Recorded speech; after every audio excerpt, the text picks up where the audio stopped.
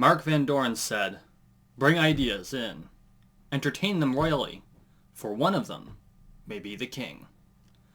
Welcome to McBain Moments. Alright guys, if you're new to the channel, welcome to the manor. Make sure you take a moment and subscribe down below.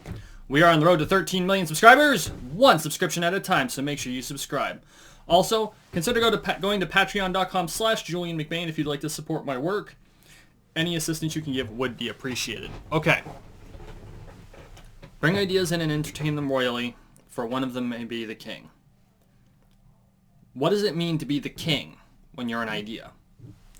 A king of an idea is an idea that you can use to push yourself in the direction you want to go. For most people, that's an idea that creates a product or service that makes them rich.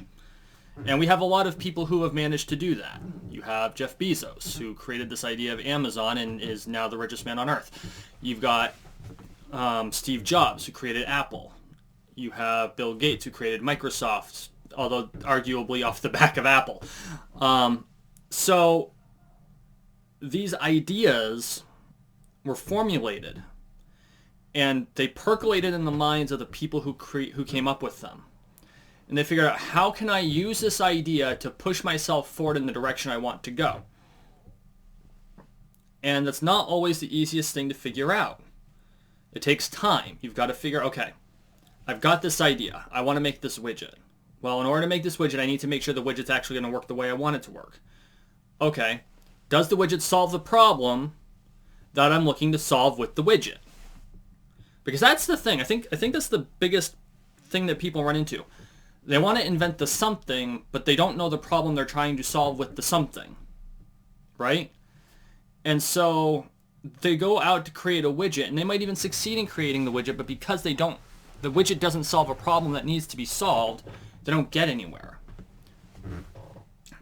See, the purpose of ideas is not to create things, it's to solve problems. And so this is the mindset that really needs to fundamentally shift if people are going to move out of where they are and move into where they want to go. That's where programmers do a lot of their good stuff. Programmers are all, for lack of a better term, they're basically all mathematicians.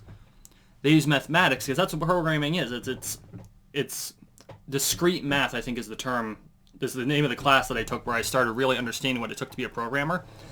And it's also where I would love to learn more programming. I have taken some basic courses, but there's so much there.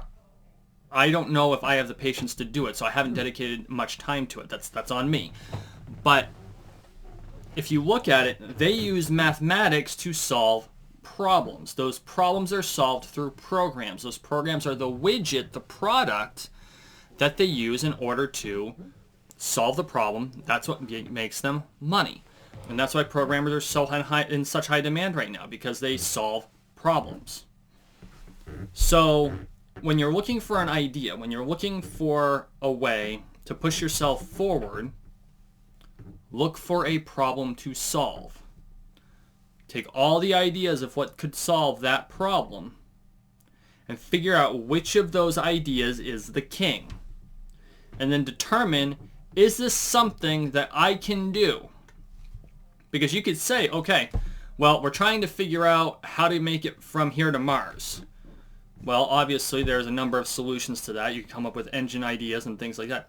Now, do you have the technical know-how to make that idea happen? If you don't, well, then you've got a problem. See how that works? So the two things is, you have the idea. The idea has to solve a problem. But you also have to have the capability to implement the idea. And I'm not talking like access to manufacturing, anything like that. You can find people to help you do that. But if you are trying to solve, say, a highly technical engineering problem, and you're not an engineer, you're probably not going to have the foundational information and knowledge you need in order to solve that problem.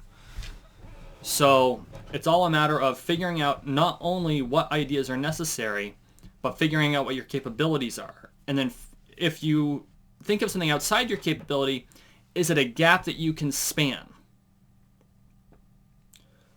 Because that gap is always spannable. The question is it something that you are willing to dedicate the time to span? If I wanted to, I could go back to school to be an engineer and become an aerospace engineer and go work with, I don't know, Elon Musk on trying to get to Mars. Is that something I am willing and able to take the time to do right now? No, and I'm willing to admit that. As much as I think it would be awesome, you're talking 6 to 8 years of school and then trying to get the job. And by that time, the problem I'm looking to solve will probably already be solved. But that doesn't mean you stop bringing in ideas.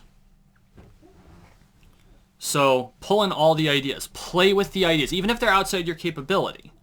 Now, this is not an admonition to ignore ideas that are outside your capability. Play with the idea. Come up with the idea. Play with the idea. Determine what you think would be necessary.